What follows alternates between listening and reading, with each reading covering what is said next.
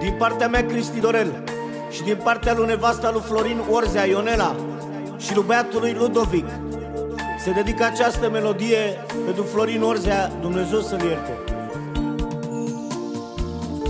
După 6 săptămâni de nimic nu suntem buni.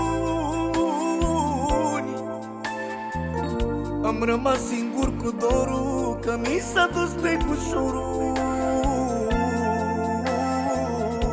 Pe mormânt îți crește iarbă, nu e nimeni s-o culeagă. Doar măicuța mea cu mine strânge iarba și suspină.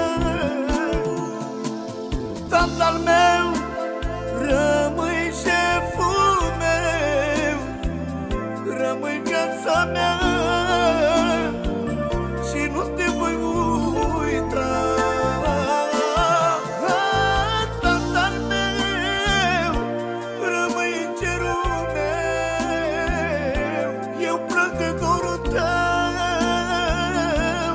că mi-este foarte greu.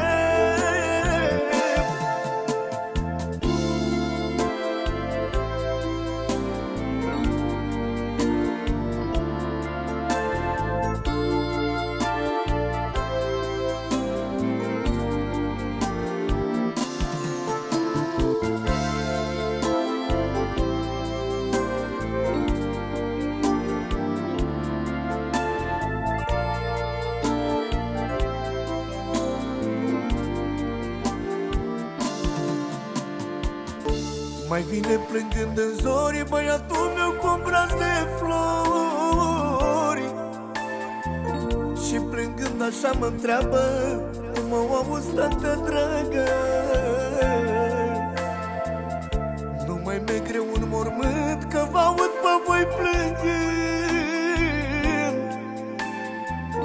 și în zi de sărbători să-mi aprindeți lumânări. Tatăl meu rămâi șeful meu, rămâi viața mea